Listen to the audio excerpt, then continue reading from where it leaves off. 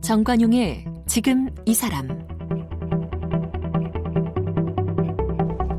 여러분 안녕하십니까? 정관용입니다. 올해가 이 베토벤 탄생 250주년 되는 해입니다.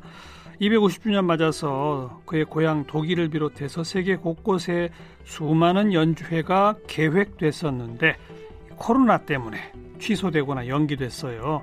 클래식 음악가들, 클래식 애호가들한테 참 아쉬운 그런 해입니다. 그런데요, 그 아쉬움을 좀 책으로 달래보면 어떨까 싶어요. 여러분들이 베토벤의 인생과 음악을 조명한 책들을 잇따라 출간하고 있는데 요즘 주목받는 젊은 피아니스트 임현정 씨도 당신에게 베토벤을 선물합니다라는 책을 펴냈어요. 자기 스스로를 베토벤 스토커라고 부르는 피아니스트 임현정 씨, 잠시 후에 만나봅니다.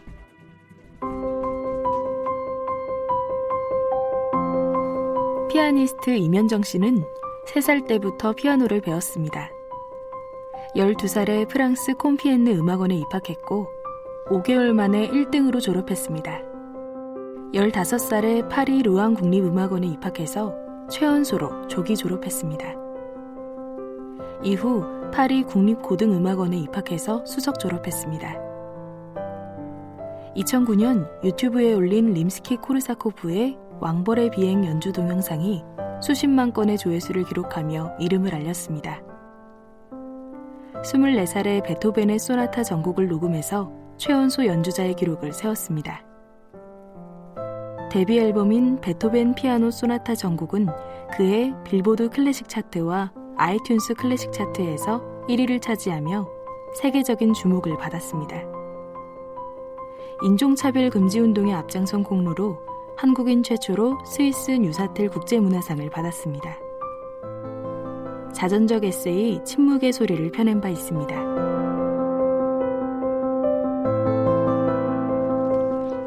당신에게 베토벤을 선물합니다. 책을 들고 오신 피아니스트 임현정 씨, 어서 오십시오. 안녕하세요. 반갑습니다. 네, 제가 이 베토벤 얘기 바로 들어가려고 그랬는데 네. 그 임현정 씨 소개하는 이 프로필 제가 들으면서 네.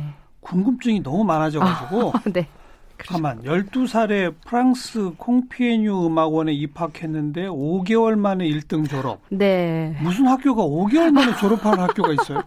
아, 네. 거기가 이제 시 콘서바토리예요. 그냥 콤피엔니가 되게 작은 도시거든요. 파리에서 파리 변두리는 아니지만 어쨌든 파리에서 좀 1시간 떨어진 곳인데 예. 거기에서 갔더니 어쨌든 거기 교수님께서 저를 바로 그 제일 끝 반으로 넣어주시더라고요. 끝반이 뭐예요? 저 갑자기 기억이 안 나네요. 거기가 졸업반쯤 되는? 네, 시클 슈페리얼. 수준에 네. 따라서 그렇죠. A, B, C 등급으로 나눠서 네. 반 편성을 하는데 네, 맞아요. 제일 잘하는 반. 맞아. 거기가 이제 이름이 시클 슈페리어, 슈페리어르 사이클이라고 하지 그 반 이름인데 예. 그러니까 프랑스 같은 경우는 최우등반 이런 거네. 맞아요. 근데 프랑스는 나이랑 상관이 없이 이제 실력대로 반으로 들어가는 거예요. 콘서바토리도 그렇고 일반 학교도 그래요. 네, 내가 만약에 뭐 실력만 있으면은 음악 학교는 그런 거군요. 일반 학교도 중고등학교도 다 그래요. 일반 학교까지도? 네, 프랑스는 내가 월반까지 할 수 있어. 내가 실력만 있으면은 내가 막 10살인데 중학교 들어갈 수 있고 막 그래요. 네. 그러니까 실력대로 최우등반에 처음부터 들어가서 네. 5개월 만에 넌 여기서 이제 더 배울 게 없다. 네. 제가 그 9월 달에 항상 거기는 9월 달에 새 학기잖아요. 갔더니 거기는 항상 졸업 시험이나 이런 시험이 2월 달에 있어요. 네. 근데 제가 그래서 2월 달에 시험이라서 쳤는데 거기에서 이제 디플롬을 그냥 딴 거죠. 그 학교에서 졸업하는 이제 디플롬을 딴 거예요. 네. 그리고 파리 르앙 국립음악원? 거기가 파리 최고 국립 음악원이에요. 예, 거기가 이제 거기도 슈페리어르라가 그러니까 콘서바토리가 들어가고 그다음에 예. 슈페리어르라는 말이 들어가는데 예. 그거를 한국말로 고등이라고 번역을 많이 하셔서 되게 이게 고등학교인가라는 생각이 드는데 사실 그게 아니라 예. 프랑스 파리의 최고 국립음악원이라고 뭐 라벨이나 그 드뷔시 혹은 뭐 폴의 생상스 같이 프랑스에서 가장 전설적이었던 그런 작곡가들이 학생이었던 학교예요. 그래서 전 지구에서 이제 거기가 국립고등음악원 네. 파리에 네네. 근데 거기가 지구에서 제일 오래된 학교예요. 음악 학교는 지구라 그러니까 좀 이상하나? 어쨌든 아무튼, 전 세계에서 제일 오래 됐고. 그러니까 네. 그러고서 거기까지 졸업한 게 몇 살 때예요, 그러니까? 19살이에요. 19살. 16살 때 거기는 들어가서 네. 12살에 파리에 가서 19살까지 파리와 프랑스에 있는 최고 음악 학교 3군데를 다 조기 졸업한 거네요. 간단히 말하면. 그렇다 할 수 있겠네요. 그죠? 네. 최연소로. 네. 어려서부터 천재 신동이었어요? 한국에서는 그러지 않았어요. 한국에 있을 때는 제가 한국 교육이랑 맞지가 않았는지 오히려 한국에서는 좀 문제아였어요. 제가 많이 정말로. 그래서 그래도 피아노를 잘한다 싶으니까 유학 갔을 거 아니에요? 그냥 피아노를 좀 그냥 워낙 3살 때부터 연주를 해서 워낙 이제 뭐 실력이 다른 애들보다는 보통 애들보다는 좀 있었다고 하는데 신동 교육을 받은 것도 아니고 동네 학원에서 계속 다니다가 사실 이제 프랑스로 간 건 거의 도망가듯이 간 거죠. 집안 환경이 되게 어둡고 막 좀 이러다 보니까는 그랬어요. 네, 이제 그러다 보니까는 혼자 갔어요? 네, 혼자 가게 됐습니다. 혼자? 네, 혼자 갔어요. 프랑스 혼자. 말도 못 하잖아요. 네, 하나도 못 하고 거의 뭐 도망가듯이 이제 프랑스로 갔는데 너무 신기한 게 도망가고 싶다고 다 보내줘요? 집에서? 네, 그래서 이제 저희 어머니 같은 경우는 어차피 가야 된다라고 말을 했었고 저희 아버지는 안 된다라고 얘기를 했는데 혼자 가는 거 무섭지 않았어요?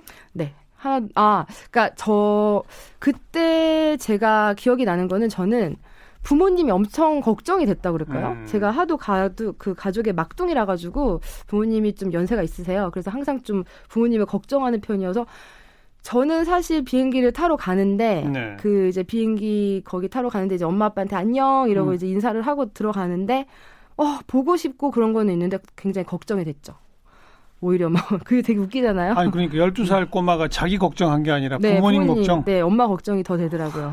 그게 근데 늑둥이라서 그래요. 제가 늑둥이고 엄마 아빠가 하도 나이가 많으셔서 항상 어디 외출을 하면은 제가 오히려 막 엄마 아빠를 챙겼대요. 어렸을 때부터. 엄마 일로 와, 아빠 이리 와 이러면서 막 제가 데리고 다니는 막 그런 걸 했었나 봐요. 네. 그래서 기억은 나는데. 네. 늦둥이라면 도대체 어머니 아버지가 몇 살 때 낳는데 그래요? 저희 어머니 아버지가 17살 차이가 나셨거든요. 네, 어머니와 나이가. 아버지의 네, 엄마 아빠가 두 분의 나이 차이가? 엄마 아빠가 근데 이런 얘기를 갑자기 여기서 다 하게 되네요. 엄마 아빠가 17살 차이가 나셨는데 저희 엄마가 또 저를 37에 낳으셨어요. 그러니까 그때 당시에는 이게 되게 늦둥이거든요. 예, 그럼 아버지는 50대 초반에 낳은 그렇죠. 거기에다가 무슨 뭐 저희 오빠들도 벌써 막 띠동갑이고 이러다 보니까는 그러다 이제 저 오빠들만 있는데 갑자기 딸이 나오니까는 이게 이제 저를 낳으신 거죠. 네. 네. 알겠어요. 갑자기 이런 얘기를 저도 왜 물어보나 모르겠는데 워낙 그 피아니스트답지 않게 우리 수다가 재밌네요. 그런가요?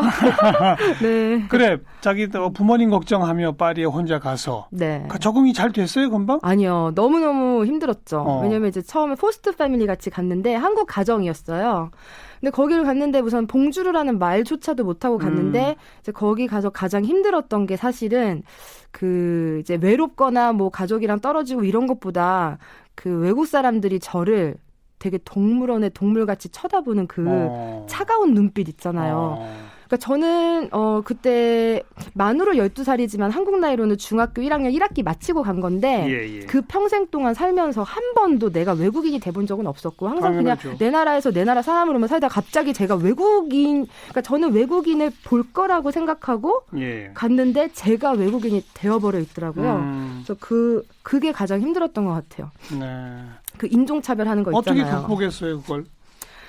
하루는 음악 시간이었는데 거기 음악 시간에 음악 선생님께서 갑자기 저보고 이제 림 앞으로 나와봐 이러더라고요. 근데 이제 현정이라는 이름이 어려워가지고 이제 다 저를 림이라고 불렀는데 그래서 앞에 이제 전자 피아노 같은 게 하나 있어가지고 제가 거기를 갔는데 갑자기 저보고 피아노를 쳐보라는 거예요. 근데 그때까지는 반 아이들이 다 저를 막 눈 짝 찢으면서 막 놀렸거든요. 동양이라고. 제가 그 전교에서 동양 사람이 저밖에 없었어요. 중학교 전교에서 딱 한 명. 동양 사람이 저 한 명밖에 없었고 또 좀 거기가 약간 부르주아 약간 좀 상류층 사람들이 뭐 사는 좀 그런 데였어요. 약간 좀 학교가? 네, 학교 자체가 좀 그런 거였어요. 기독교 학교에다가 뭐 어쨌든 그랬는데 엄청 저를 인종차별이 굉장히 심했고 뭐 특히 그때는 흑인이나 아랍인들이 잘 보이지가 않았거든요.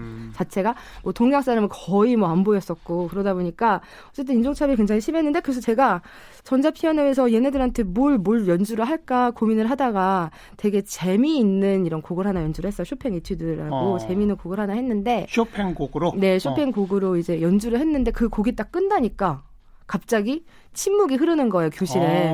그래서 제가 어머 이게 무슨 애들이 싫어했나? 라고 생각했는데 갑자기 애들이 막 박수를 치면서 되게 좋아하더니 쉬는 시간에 아이들을 감동시킨 거군요. 그렇게 돼서 쉬는 시간에 애들이 갑자기 저한테 막 친구 되자고 그런 식으로 얘기를 해서 정말 저에게는 음악이 옛날에는 그냥 뭐 직업같이 내가 피아니스트가 돼야지라고 생각을 했는데 정말 그렇게 내가 언어도 없고 나라도 없고 친구도 없고 가족도 없을 때 음악이 정말 저의 통역가 대변인 정말 그게 되어줬어요.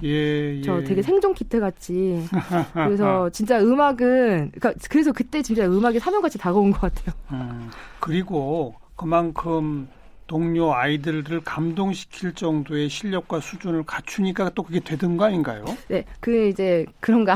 근데 좀 피아노 좀 치면 쉽게 얘기하면 제가 그 서양에 가가지고 자기네들 서양 음악을 연주를 했잖아요. 그러니까 더욱더 감동이 된 것 같고 사실 우리가 저 때만 해도 제가 중학교 때 정말 우리는 다 한국 애들밖에 없는데 갑자기 뭐 미국 여자애가 이렇게 반에 오면은 따돌림 당할 수가 있잖아요. 근데 갑자기 그 미국 여자애가 막 장구를 친다거나 갑자기 판소리를 하면 엄청 반가울지 않을까. 당연하죠. 좀 그런 것 같아요. 네.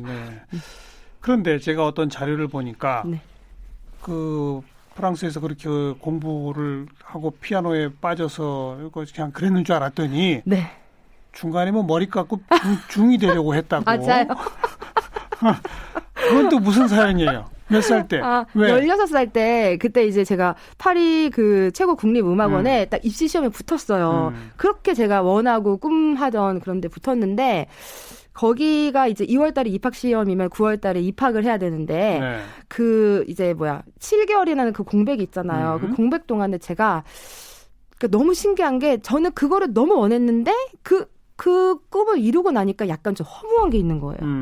그러니까 저는 이게 여기에만 붙으면 다 될 줄 알았는데 이제 한국에서만 볼 때는 서울대학교에서 서울대학교 붙으면 다 될 줄 알았는데 붙고 나니까 결국에 막 갈 길이 더 멀고 그리고 계속 나의 원하는 이런 욕망은 끝나지가 않고 그리고 뭐 부귀영화 누리고 이런 것들도 다 되게 부질없어 보이고 그러니까 벌써 16살이 그런 게 굉장히 크게 왔어요. 16살이 뭐 부귀영화가 부질없어 보여요? 이유가 뭐냐면은 제가 생각을 할 때는 하도 우리는 음악을 전공하면서 하도 우리는 콩쿠르 경쟁 그런 걸 엄청 하거든요. 그렇죠. 특히 다른 애들이 다 벌써부터 학교 들어가자마자 경쟁자가 돼버리고 또 특히 이제 뭐 베토벤이나 슈베르트나 모차르트 이런 작곡가 곡을 음악을 공부를 하면 그런 사람들은 또 굉장히 겸손했고 뭐 부귀영화 뭐 그런 걸 누리려고 막 그런 게 목표가 아니라 음악을 정말 예술을 위해서 순수하게 하셨잖아요. 그런 사람들이 롤모델이 되다 보니까 지금 현실과 굉장히 자꾸 충돌이 일어나는 거예요. 그래서 도대체 나는 그러면 인생에 어떻게 살아야 될까 그런 고민을 많이 했다가 이제 수련을 제가 받게 됐어요. 저희 어머니가 30년 기독교시다가 이제 원래 자기 어렸을 때 종교였던 불교로 이제 이렇게 또 그렇게 가시는 그런 계기가 있어가지고 이런 좋은 수련이 있으니까 한번 받아봐라 해가지고 제가 받으러 갔는데 너무 좋은 거예요. 드디어 그냥 불교 수련원에 들어간 거예요? 네, 불교 수련원에 잠깐 그거 일주일인가 그 정도 한 거였는데 갔는데 이게 정말 제가 원하는 그 본질에만 집중하는 거 있잖아요.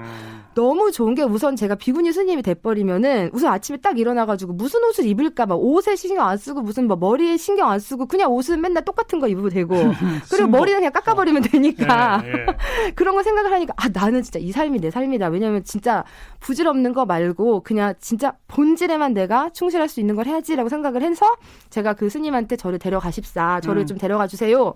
엄마도 찬성을 또 하셨고 엄마도 찬성을 했어요? 저희 엄마는 이제 내가 그렇게 비구니 된다. 그러니까 엄마 하는 말이 네가 이제 비구니가 되면 우리 집안의 3대가 이제 행복할 수 있다. 막 이런 얘기를 하면서 옛날에 아니 피아니스트로 딸 키울 생각 없었나 봐요, 엄마. 저희 어머니가 조금 약간 도적으로 높으셔가지고 엄마가 하는 말이 원래부터 옛날에 좋아요, 알겠습니다. 건너뛰읍시다.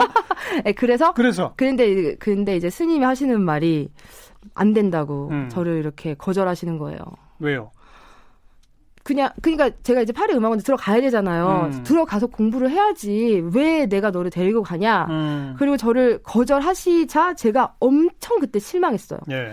그래서 너무너무 막 충격이 받고 그랬는데 이제 나중 와서 생각하니까 내가 그 본질 추구를 무슨 꼭 산꼭대기 가가지고 이렇게 머리 깎고 할 수도 있지만 예. 음악으로도 그러니까 음악 안에서도 충분히 내가 그 본질을 탐구할 수 있겠구나 예. 라는 생각이 들면서 오히려 굉장히 고마웠죠. 그러니까 그리고서는 학교에 돌아가서 피아노를 본격적으로 하다 보니 네. 그 안에 절대적인 뭐가 느껴지던가요?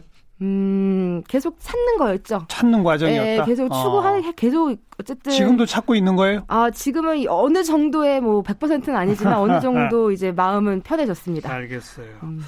본인 스스로를 베토벤 스토커라고 칭하는 이유가 뭐예요? 뭐 베토벤 같은 경우는 그냥 인간적으로 뭐 천재적인 음악 이런 것도 있지만 그 사람이 굉장히 매혹적이라 그럴까요? 그래서 베토벤이라는 그런 인간 대 인간으로 바라봤을 때 우선 저에게 너무나도 제가 배울 게 굉장히 많아요. 그게 뭐예요? 뭐 예를 들어서 베토벤 같은 경우는 굉장히 불우한 가정에서 특히 아빠가 폭행을 굉장히 많이 했거든요. 그러니까 베토벤이 피아노 연습을 하기 전에 항상 폭행이 먼저 앞섰다고 해요. 왜요? 아빠가 알코올 중독. 아이고. 네. 그래서 그 이웃집 아주머니가 하셨던 증언이 아직까지 남아 있는데 그 어린 베토벤을 항상 때리고 나서 그제서야 이제 피아노 앉아서 가르쳤다고 하고 그리고 이제 베토벤 같은 경우는 어머니도 일찍 잃으셨고 그리고 하민으로 우선은 신분이 하민이었잖아요. 근데 거기다가 청각장애도 왔고, 그러니까 너무나도 많은 위기가 왔는데도 불구하고 거기다 결국에는 이제 유서까지 써서 죽으려고 하기까지 했는데 그 모든 위기를 정말 그 음악의 힘으로 또 특히 그냥 그런 고통들을 받아들임으로써 그렇게 극복을 했다는 그런 것이 네. 또 그런 모든 과정이 또 음악에 다 담겨 있거든요. 그래서 저는 정말 특히 그 외국에서 인종차별을 받으면서 도대체 내가 왜 나랑 나이 똑같은 프랑스 여자아이가 있으면은 나도 걔랑 하나도 다를 게 없이 나도 엄마의 뱃속에서 나온 아이고 나도 너같이 꿈이 있는 애고 나도 열심히 공부할 여자인데 왜 나는 계속 체류증을 맨날 이렇게 갈면서 맨날 이렇게 새로 발급받으면서 계속 왜 내가 내 존재의 이유를 설명을 해야 되고 왜 내가 프랑스에 있고 싶은지를 계속 설명을 해야 되는지 그리고 또 체류증 받으러 가려면 완전 인종차별이 장난 아니게 심하거든요. 그래요? 청소년들도 한테도? 아무 뭐 청소년이고 어른이고 뭐 그런 거 아무것도 알겠어요. 없이. 체류증, 갱신, 발급 이런 게 참 까다로운 모양이군요. 네, 그때 당시에는 그래서. 네네. 그때 당시에는 새벽 5시에 제가 거기 발급받는 행정관에 가면은 5시에 도착을 하면 벌써 텐트를 치고 거기에서 그 전날 주무시고 벌써 줄을 서 계시는 흑인들, 아랍인들 분들이 굉장히 많아요. 네. 그래서 어쨌든 그런 겨를 겪으면서 한 번은 내가 포기를 해야 되겠다라는 그런 생각까지 했는데 이제 그때 베토벤이 귀족한테 굉장히 무시를 당하니까는 한 번은 귀족한테 막 화를 버럭 내면서 이제 나갔는데 그 다음 날에 그 귀족 그 프린스 리시노프스키라고 자기를 스폰서해줬던 그런 왕자인데 그 왕자 책상 위에 베토벤 메모가 있었는데 편지에 뭐라고 써 있냐면 왕자님 같으신 분은 어제도 있었고 내일도 있을 것입니다. 왕자님은 왕자님의 이 위치를 태어나자마자 얻으셨지만 저는 제 지금 위치를 노력으로 얻은 것입니다. 왕자는 많지만 베토벤은 단 한 명뿐입니다. 멋있다. 네, 왕자는 많지만 베토벤은 나 하나다. 네네. 저는 그 얘기를 듣고 맞아 이면정은 나 하나야 라고 막 용기가 나가지고 정말 그걸로 되게 용기를 많이 얻었죠. 네. 그래서 그때부터 베토벤에 관한 거라면 다 뒤져서 찾기 시작한 거예요? 맞죠. 네네. 스토커가 되려면 그래야 되잖아요. 맞아요. 그래서 제가 아무리 저랑 가장 친한 친구라도 제가 걔 친구의 무슨 연애 편지, 유서, 뭐 일기장을 읽는 건 아닌데 네. 베토벤의 모든 그런 거를 다 습득을 하고 읽다 보니까는 정말 베토벤이 만약에 오늘날 살아있으면은 나를 신고하겠구나. 네. 베토벤에 관련된 자료는 그러면 다 다 찾아봤어요. 그러니까 지금 현존하는 있는 그런 모든 자료 뭐 바이오그래피라든지 뭐 위인전 전기 뭐 혹은 그 사람이 쓴 편지 그 사람에게 쓰여진 편지 증언들 등등등 막 네. 그래요. EMI라고 하는 세계적인 클래식 음반사 있잖아요. 네. EMI랑 계약하기가 굉장히 어려운 거 아니에요? 그렇죠. 우리 원래는. 한국 분들 가운데는 그 선배들 중에 누가 있죠? 선배님들 중에는 장한나님 그리고 정경환님. 어이구, 선생님. 예. 아마도. 기억은 잘 안 나지만 맞는 것 같아요. 예. 그러신 것 같아요. 네. 예. 근데 그 계약을 해서 첫 번째 앨범이 베토벤 소나타 전곡 녹음이다. 이거잖아요. 네. 그걸 임현정 씨가 제안했어요? 네, 제가 제안한 거예요. 네. 그랬더니 그 음반사 측에서 뭐라고 하던가요? 우선 자료를 달라 그러죠. 왜냐면 그거를 뭐 충분히 뒷받침할 수 있는 그런 게 필요하니까는. 근데 제가 그것을 제안했을 때는 벌써 제가 23살에 베토벤 전곡 소나타를 8일 동안 직접 연주장에서 연주를 다 했었고, 네, 완주를 뭐 당연히 다 외워가지고 다 어디서 완주를 했어요? 파리에서요. 파리의 어떤 교회에서. 8일 내내? 네, 8일 내내. 베토벤 소나타가 모두 몇 곡이죠? 32곡인데, 이야. 그 32곡에서 저는 그 2곡은 빼고 30곡만 하는 이유가, 그 2곡은 베토벤이 이제 10대 때 그냥 아이들을 가리키려고 쓴 좀 약간 되게 소나타가 아니라 소나티네? 좀 작은 소나타예요. 습작 수준의. 네네. 그렇군요. 그래서 저 같은 경우는 베토벤이 그 위대한 사이클에 설마 그 두 소나티네를, 그러니까 그 두 개의 소나티네를 첨가를 했을까, 같이 포함을 시켰을까, 이제 그건 출판사의 의도고 작곡가의 의도는 아닌 것 같아서. 그 두 개는 빼고. 네, 그래서 이제 30개가 있는데. 30곡. 그게 다 연주를 하면은 그건 그러니까 제 속도로는 한 10시간 걸리는데, 그게 뭐 13시간, 14시간 걸리시는 분들도 있고. 근데 이제 그래서 그거를 8일 동안 연주를 하면은 이제 매일 약간 1시간 약간 넘게끔 이런 식으로 8일 하는 거죠. 그래서 그렇게 하고, 일본에서도 한번 했어요. 그렇게. 일본에서도, 그 완주를 했는데, 그 렉처까지 하면서 연주도 하고 그다음에 렉처도 하고 이런 식으로 강의도 하면서. 네. 우리 그 일반 청취자분들을 위해서 잠깐 소나타가 뭔지 어떤 형식의 곡인지 좀 잠깐 소개해 주시고. 소나타라고 하는 거는 이제 아주 잘 지어진 대형 주택이라고 보시면 될 거예요. 이게 항상 악장이 한 3에서 4악장까지 있는데 소나타라는 것은 작곡가로서는 자기의 모든 것을 펼쳐낼 수 있는 이제 그런 곡의 형식이라고 보시면 될 것 같습니다. 교향곡이 더 큰 거 아니에요? 네, 교향곡은 사실 오케스트라의 소나타예요. 네, 소나타가 약간 진화한 게 이제 교향곡인데 그 똑같은 형식, 거의 비슷한 형식인데 그 형식이 피아노로 연주되면은 이제 소나타가 되는 거고 그 형식이 오케스트라로 연주가 되면은 교향곡이 되는 거죠. 그러니까 피아노 하나로 한다고 치면 거의 완성된. 네, 완벽한 작품이죠. 모든 게 다 들어있는. 네. 그래서 뭐 우리가 셰익스피어의 뭐 3대 희극 막 이렇게 얘기하잖아요. 그거에 이제 소나타의 그 3악장이 들어있기 때문에. 알겠어요. 네, 그렇게. 베토벤에 대한 공부를 좀 더 해야 되니까 내일 또 이야기 듣도록 하고. 네. 직접 연주한 베토벤 소나타 곡 가운데 뭐 하나 오늘 좀 뭘 들을까요? 오늘은 29번 햄버클라비어라고 아마 이제 천지 창조, 천지 재변이 일어나는 좀 빅뱅을 표현한 그런 곡이로서 제가 굉장히 이제 우주적인 그런 곡이라고 생각합니다. 알겠어요. 함께 듣고요. 피아니스트 임현정 씨 내일 또 만납니다.